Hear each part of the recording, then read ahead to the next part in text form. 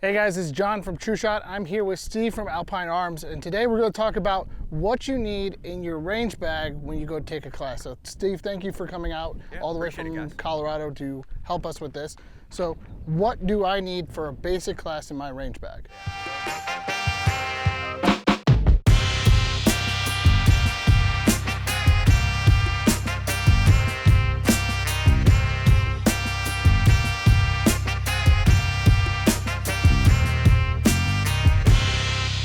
Yeah, so some people get confused and then we start adding a bunch of unneeded items and stuff like that into our kit.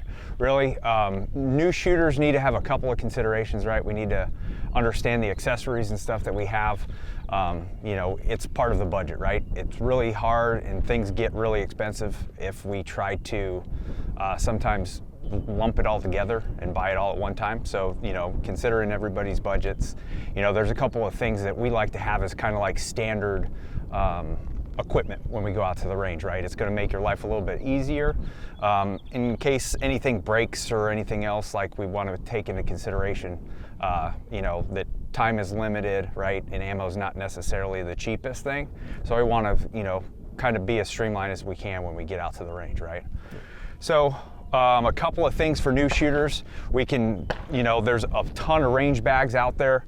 Why do I like a range bag? A range bag will allow us to put pretty much everything that we need in order to go to the range, and it keeps it consolidated in one place, right? We don't want to start, you know, hey, I got an hour to go to the range, a last minute kind of thing. It's a heck of a lot easier to go and get, you know, your actual bag that's already preset and ready to go, rather than having to go, you know, search around the house for all your items that you've displaced everywhere.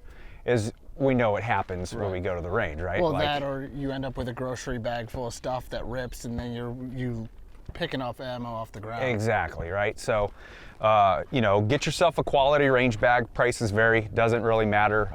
The more that you're going to get into this stuff, you know, you might end up spending a little bit more money.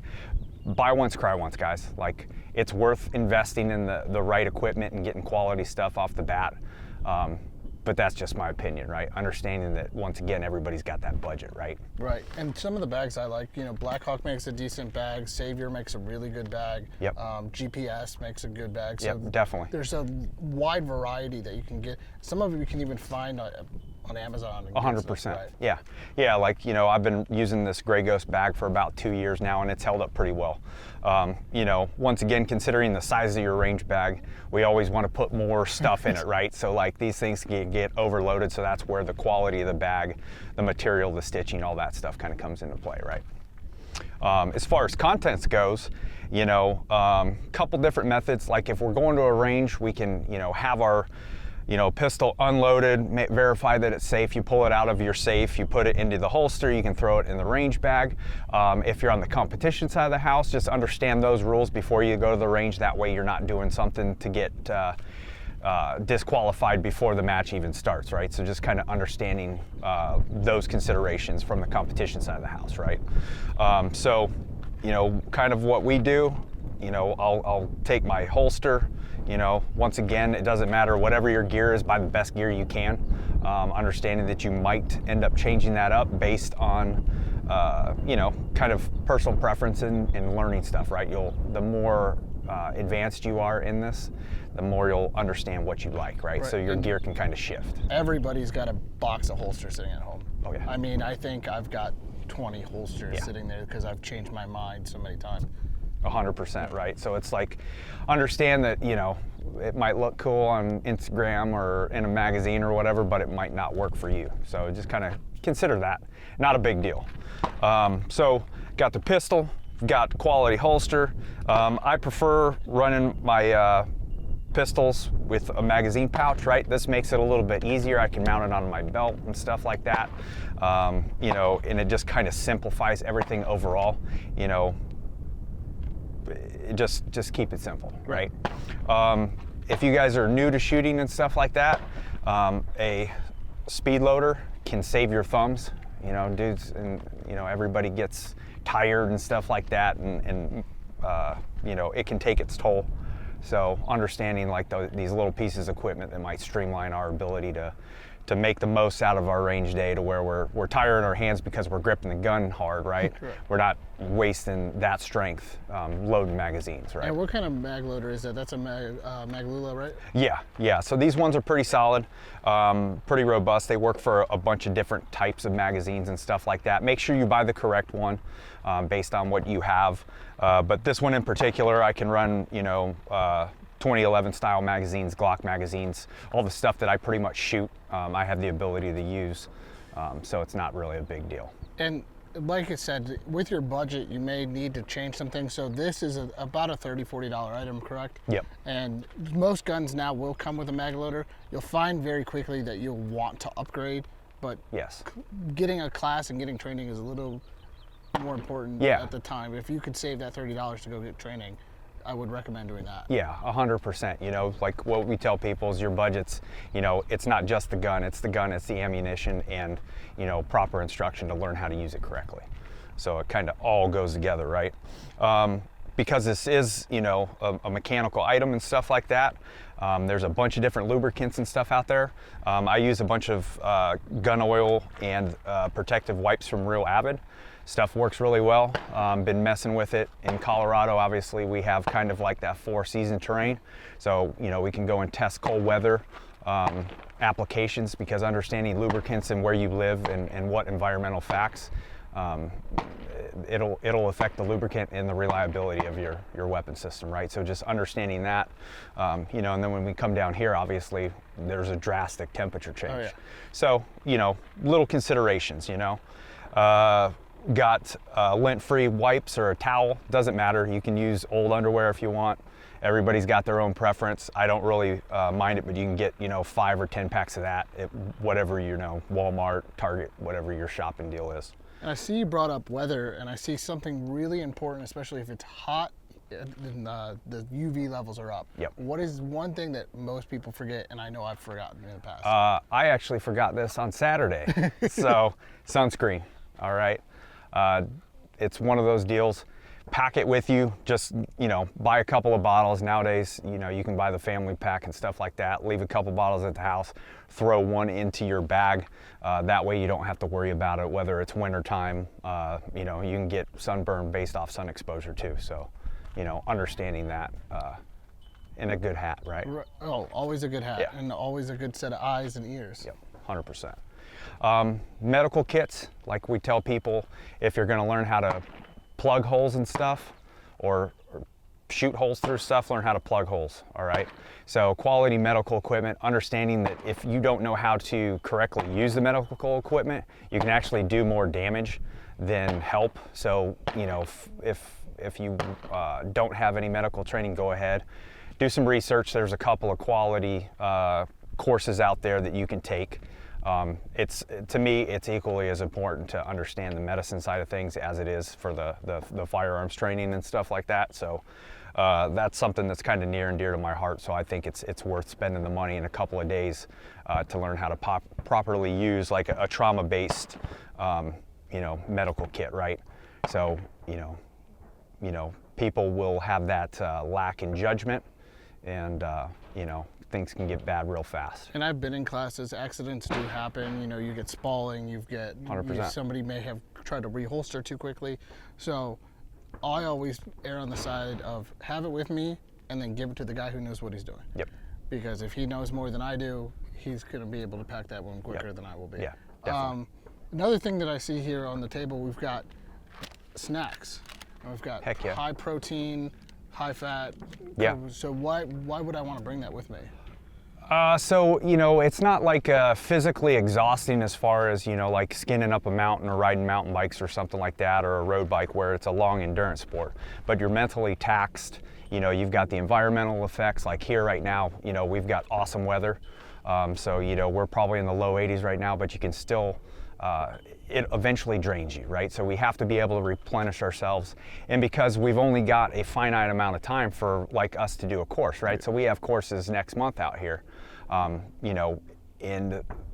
there's only so much we can cover over 2 days, right? So in order to be as efficient as possible, like snacks like that, something that I can throw in my pocket, or it's just very time expedient to where we can keep this thing rolling, right? Medication, right? Understanding if you've got any medications that you need. Ibuprofen, not a bad option. You know, if it's like a carbine course, we definitely see more people tired in carbine courses because of, you know, you've got an extra 8, 10, 12 pounds depending on all the stuff that you have on this rifle that is pulling on your front, so people, you know, get that sore back because we're not used to, you know, having that thing up and out there. So, you know, ibuprofen, water, we got to stay hydrated, properly hydrate, you know, 48 hours out if you can. I would say no less than 12, right? Everybody's schedule is a little bit different. People are coming in from, you know, traveling. Those are considerations, you know, if somebody's flying in from out of state. You know, a lot of times people will kind of dehydrate themselves on purpose so they don't have to get up and use the bathroom on the plane. Right. Well, it's not what we want to do, you know, if you've got a course the next day or two, right? So proper hydration is key.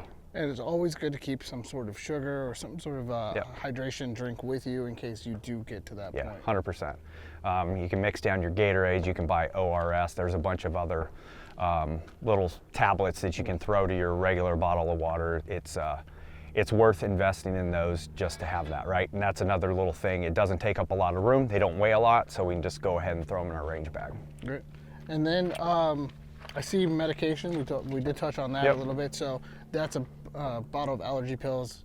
I get really bad allergies, so going out to an outdoor environment like this can detect, but you know, if you are on medication, you should bring it with you. Let the 100%. Also the, you know, the instructor know what may go on, because if you pass out in the middle of class, I've had we were taking a class a hot summer day and the girl was diabetic and didn't tell anybody, so when she went down, everyone's like, uh-oh. Oh yeah. Yeah, it's yeah, like, you know, we'll send out a list to our students and stuff like that, kind of like a minimum requirement list of, you know, gear that you'll need to take a course, and then the suggested list in that needed is always, you know, your medication. Let us know first. That way, you know, we don't have a situation like that where everybody's, you know, caught off guard. Right. And the other thing, you know, we touched on sunscreen, but dress for the weather. It's always better to layer and then remove as the day goes along, because it may be, in Colorado, you may start off at like 30 degrees in the morning and get up to like 60 by the middle of the afternoon. Yep. Yeah, you're shedding gear and stuff like that. Think of it as a layering system. You know, as the heat progresses, I don't necessarily want to sweat and potentially dehydrate myself further. So just kind of keep about, you know, think about it, you know. Now, I see a couple other things on here that for more of an advanced class than what you would just consider for a basic class. So I see some fix-it sticks. The other thing I want to touch on is these are mechanical tools, right? 100%. So they can go down. So should I bring a backup gun to class if I can afford it? If you can afford it, I would definitely bring one. What I don't suggest is bringing a specific gun and then changing halfway through the class. We'll see, you know, like if it's a single day course or 2-day course, you know, somebody's shooting something one day and then the next day they're trying to get used to a completely different platform. Say, you know, striker fire versus 1911, right? They feel different, they handle different. You invested your, you know, money into learning this stuff, and the instructors are investing their time. So to get the most out of that, you know, stick to one platform unless you have a mechanical issue that you can't fix, right? So like once we start getting into this stuff, you know, I have like a little parts bag, right? Like what are the most common parts to go down on this? And then to go beyond that, I'll bring another pistol, right? Of the same configuration that I'm planning on shooting on day one. Because you never know. It doesn't matter, the most expensive gear, eventually everything will fail. Right? So the last place I want it to fail is, you know, on the firing line, or, you know, if you're using it for work purposes, you know, in a real world situation, that's a bad time for it, right? So that preventative maintenance. And that's the best part about taking a class. You find out really quickly what works, what doesn't work. You figure out what equipment may fail on you. I took a class with our friend Fred, and my rifle went down on me. Now I got a burr on the hammer and the sear on my AR, which is very rare. But it took my gun out of the class. Yeah. I mean, you'll see it. The more time you spend with all this stuff, the more, you know, things are going to break. It's just it's a numbers game, right? So yeah, you know, you take the fix-it sticks are a very compact package that allow me, you know, like I run, you know, you've got iron sights on yours, but you have the ability to push the windage, right? So you need a small specific flathead for your sights there, right? So I can drift the sights based on my ability to zero, whether it's a new ammo or anything like that. I'm shooting carry optics, right? So, you know, these things, they can fail, right? So I have a mechanical backup with a standard set of iron sights, but also, you know, they need a Torx head, right? So I want to make sure that all my gear is properly torqued before I start the shooting day, right? There's a number of different ways to do that, you know, adding witness marks and proper use of Loctite or some sort of thread locker. But yeah, dude, like I want to be able to have this, and this goes into rifles too, right? If we have red dots, we have scope bases, we have iron sights, we got flashlights. All these things are mechanically, basically, you know, mounted to your rifle. So we have to be able to check that, right? Right, and the other thing that I see here is batteries. Yep, 100%. Right, and I've been in classes where I have, before class, you turn on your red dot, you think you're good, you're getting everything good, and then you forget to shut it off. 100%. And now if it doesn't have that auto shut off, you're out of an optic. Yeah, I mean, people, you know, you're tired, right? Fatigued, you know, if you just, your first time in a class and stuff like that, you've had all this stuff going on, you know, a lot of new exposure, mentally you're exhausted, physically you're tired. So yeah, like batteries fail, right? It's an electronical thing that, you know, on a pistol in particular, the amount of G-forces that this thing is being, the amount of G-forces that are, you know, on this thing and it's being exposed to, like it beats stuff up. You know, so anything electrical have some sort of mechanical backup on. But yeah, like, you know, these things will last tens of thousands of rounds if you're buying quality equipment again, right? Like, you know, if I buy something online that was $50 that looks just like that, it's probably not going to hold up the same, right? So understanding, you know, that quality aspect. But yeah, my flashlights, my illuminators for night vision, headlamps, right? If you're starting to get into low light courses, right? Like I need to have the ability to get those things back up and operational. Or maybe you're just out having fun camping, you know, and you got that handheld flashlight and you're making sure you're doing a spot check to make sure that you haven't left any gear, right? So batteries are a must. Right. Well, I think we've touched on everything on the table. Is there anything else you'd like to add, Steve? If you're, you know, somebody that's got really sweaty hands, grip is the most important thing, especially on a pistol, right? So it allows us to, you know, accurately engage this if we're doing our jobs, right, as the shooter. But you can use like climbing chalk. You'll see a lot of shooters that, you know, like if I had multiples of these rags, this one's for cleaning, but you know, you could have two rags, one to, you know, identify different colors, however you want to do it, but something to be able to dry your palms off, right? Petzl makes some climbing stuff that makes your hands a little bit stickier. You can use dirt, whatever. Just something to be able to dry that grip off. And then make sure, guys, before you go to class, to try to run your gun, get a feel for it. Make sure that you have a basic understanding of how the gun works and the safety. I've taught some classes where people have come in and not known the firearm. Make sure that you do understand how it mechanically works. 100%, right? Most of these classes that you guys are, you know, are gonna attend, the instructors really don't have the time to do like a one-on-one private, right? Like that's not the time to figure out whether or not, hey, like we talked about, right? Like new guns out of the box can be lemons, just like, you know, a vehicle, right? So just roll it off the showroom floor, something's not right. It's the same thing with the gun, right? So, you know, showing up to the range day one, brand new gun, you know, factory lubricant on it and stuff like that is probably not the best idea, you know, for your time there in a paid course, right? Well, I want to thank Steve for his time to discussing what to put in your range bag. We're going to go head down range. Stay tuned. We're going to do some drills and talk about holster draw and some mag changing and things like that. So stay tuned. Thank you again, Steve, for coming out and helping us out with this. Appreciate it, brother.